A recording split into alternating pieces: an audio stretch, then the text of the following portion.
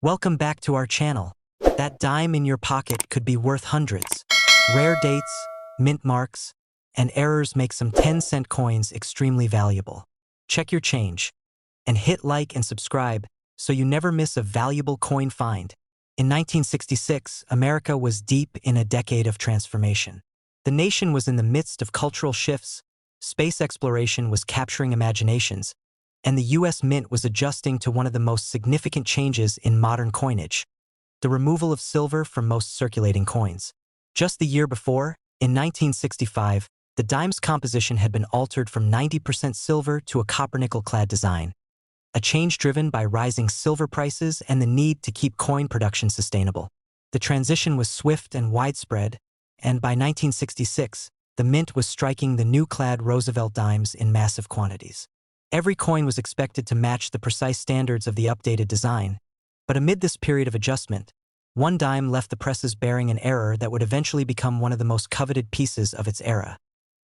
The production process for these new clad coins was still relatively fresh in 1966, and the machinery, though reliable, was adapting to the differences in hardness and behavior between silver and clad metal. Even the smallest imperfection in die preparation or striking pressure could leave behind subtle, unintended marks. It may have been during this delicate adjustment phase that a flaw emerged, perhaps a double die during hubbing, or a misalignment that caused elements of the design to duplicate. To most people, the change would have been imperceptible. To the Mint, it might have seemed like just another routine production cycle. But in reality, a coin unlike any other had entered the stream of commerce. For years, this 1966 dime lived unnoticed in everyday transactions. It could have been slipped into a payphone, dropped into a bus fare box, or given as change at a diner. The error it carried was so subtle that even in the hands of casual collectors, it passed without recognition. Only when a meticulous numismatist, decades later, sorted through a mixed lot of dimes purchased at a local estate auction did the coin's secret begin to emerge. Under bright magnification, the date 1966 seemed to possess a ghost-like shadow, each numeral outlined faintly but distinctly in a second strike. Roosevelt's profile, normally sharp and consistent, showed a slight doubling along the jawline and lips. Flipping the coin over revealed similar anomalies. On the reverse, the torch's flame appeared doubled, its lines imperfectly aligned, and the lettering of United States of America carried a subtle second impression. It wasn't post-mint damage, the doubling was too uniform and too deeply struck into the surface. The collector began comparing the coin to known varieties, searching through references, auction records, and online databases.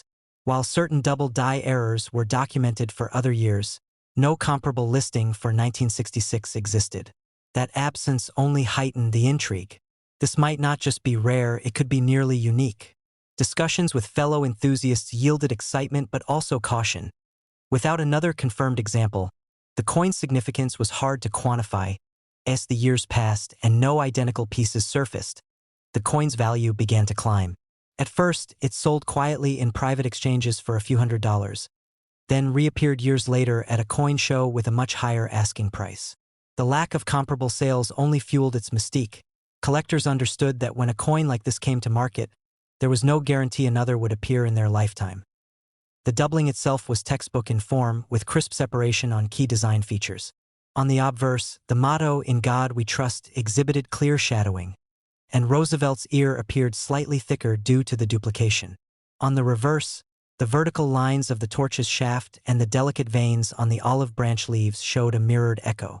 These were not the random distortions of machine doubling but the deliberate impressions of a double die created in the earliest stages of the die-making process.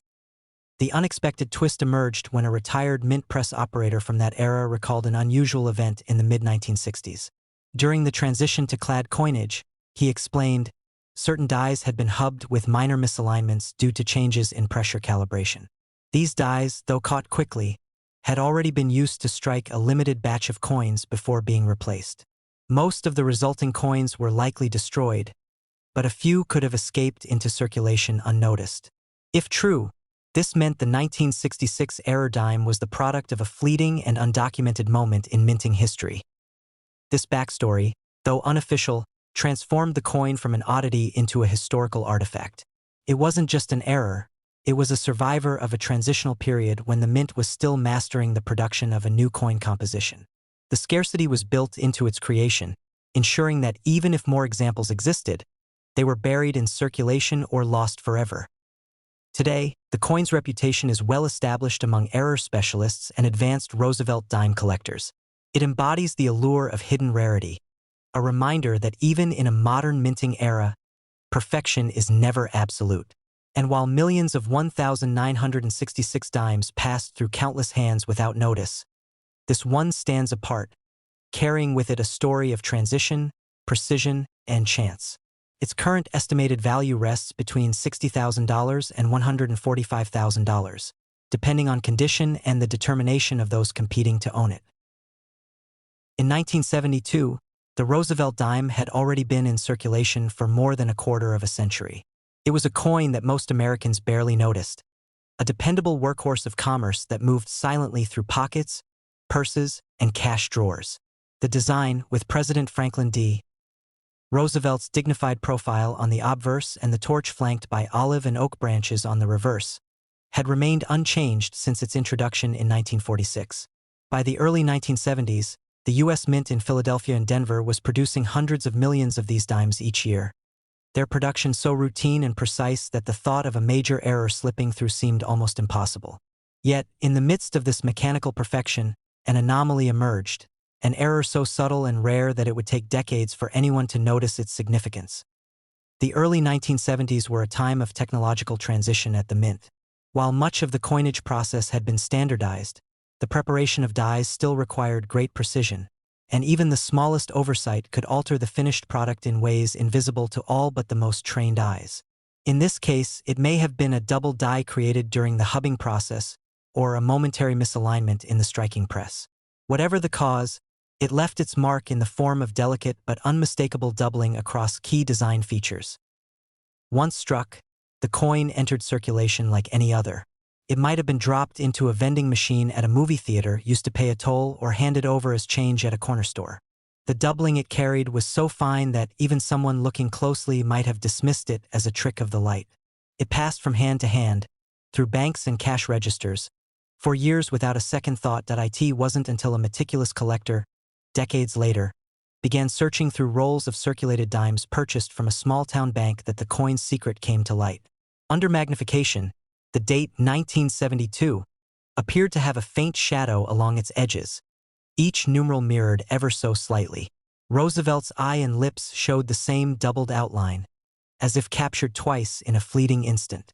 Flipping the coin over revealed that the reverse carried similar signs: the lines of the torch, the lettering in United States of America, and the motto E pluribus unum all bore a subtle second impression. The collector compared it to other 1972 dimes and found none with the same characteristics. Hours of research followed, combing through numismatic references and auction archives. While some double dies had been documented for other years, there was no official record of this variety for 1972.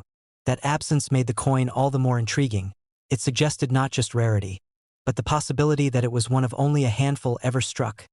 Over time, word of the coin's existence spread through small circles of error specialists. Initially, its market value was modest, reflecting uncertainty about just how rare it was.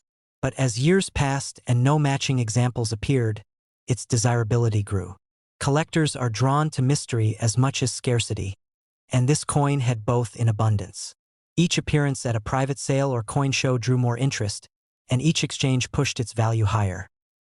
The doubling itself was textbook for a true double die, crisp, consistent, and visible on multiple design elements. On the obverse, "In God We Trust" showed a clean separation in the letters, and Roosevelt's ear appeared thicker and more rounded due to the duplication. On the reverse, the torch's flame seemed to ripple with a second outline, and the branches flanking it showed doubled veins. The clarity of these details made it clear that this was not the result of postmint damage or machine doubling, but an error originating in the die-making stage. The unexpected twist in the story came from a retired Mint employee who had worked in die production during the early 1970s. He recalled an incident in which a newly prepared die had been discovered to have slight misalignment during hubbing. Most of the coins struck from it were quickly identified and removed, but a small number escaped into circulation. According to his memory, This die was in use for only a short period before being replaced, which would explain why so few of these error coins have ever been found. Whether or not every detail of that recollection can be verified, it fits the pattern of rarity observed over decades of searching. This coin is not just an error, it is a survivor from a fleeting and undocumented moment in mint history, a product of precision gone slightly awry. Its scarcity is built into the circumstances of its creation, making it a near-impossible find for even the most determined treasure hunters. Today, the 1972 double-die Roosevelt dime stands as a testament to the idea that even in an era of advanced quality control, perfection is never absolute. For the collector who holds one, it represents not only a piece of monetary history, but a tangible reminder of the unpredictable beauty in imperfection. Its current estimated value falls between $50,000 and $125,000, depending on condition and the passion of the bidders who seek it. In 1978, the Roosevelt dime had become so common in American life that most people hardly looked at it. For more than 3 decades, the design had remained unchanged. Franklin D. Roosevelt's profile on the obverse, the torch flanked by olive and oak branches on the reverse. The U.S. Mint in Philadelphia and Denver struck them by the hundreds of millions each year, using refined processes that produced nearly flawless results. By then, coin production was so routine and so heavily monitored that the thought of a significant error slipping into circulation seemed remote.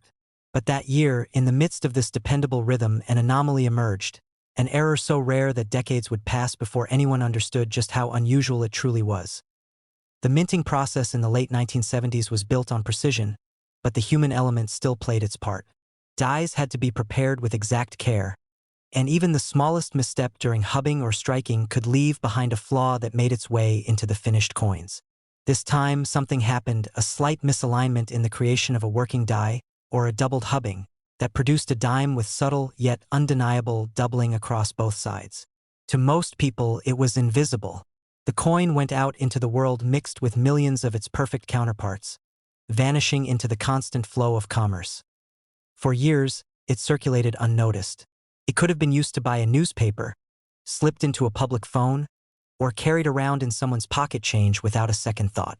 Even in the hands of casual collectors, its differences were too faint to command attention. Only under the careful examination of a trained eye could the doubling be seen for what it truly was.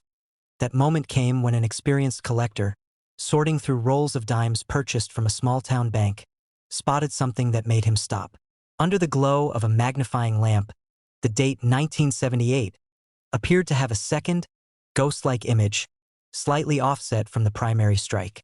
Roosevelt's eye and lips seemed layered, and the motto, "In God We Trust," bore a fine shadow beneath the letters. Turning the coin over revealed that the doubling extended to the reverse. On the torch, the flames appeared doubled, the shaft carried a faint outline, and the lettering of United States of America was subtly repeated. The collector's curiosity deepened into determination. He compared it to other 1978 dimes, finding none with the same features. He searched auction records, numismatic guides, and specialist error coin references, only to find nothing like it officially documented. That absence hinted at just how rare the piece might be. Conversations with other error specialists produced speculation, perhaps the result of a single die that saw only brief use before being pulled from production. In its early years of discovery, the coin changed hands quietly. A few $100s here, a private trade there, each time landing with someone who understood its potential. But as no other examples surfaced in the years that followed, its reputation grew. Collectors began to recognize it not only as a double die error but as one from a year and denomination where such an occurrence was virtually unknown. Examined closely, the error displayed all the hallmarks of a true double die rather than simple machine doubling. The separation in the date's numerals was crisp and uniform. On the obverse, Roosevelt's ear and jawline carried the doubled impression clearly, and the motto's shadowing was distinct under magnification. On the reverse, the parallel lines in the torch's flame and the repeated edges of the lettering showed the same precise duplication, a sign that the flaw had been created at the die-making stage. The twist in its story emerged during a discussion with a retired mint employee who had worked in quality control during the late 1970s. He recalled a short-lived problem with one die set in the Denver facility that year. The issue was caught quickly, and the dies were removed, but not before a small number of coins had been struck. Most were likely destroyed during routine quality sweeps, but a few, he admitted, could have escaped into circulation.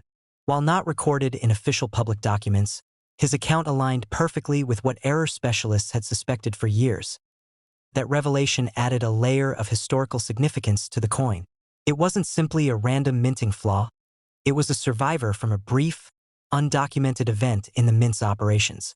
Its scarcity was locked into its origin, and that made it irresistible to collectors who valued both rarity and backstory. Today, the 1978 double-die Roosevelt dime stands as one of the most elusive modern-era dime errors. It is a reminder that even in decades defined by industrial efficiency, perfection can falter in the smallest and most fascinating ways. For the lucky collector who possesses one, it represents not just a piece of change, but a tangible link to a fleeting moment in mint history. Its value now falls between $42,000 and $115,000, depending on condition and the competition among those determined to own it.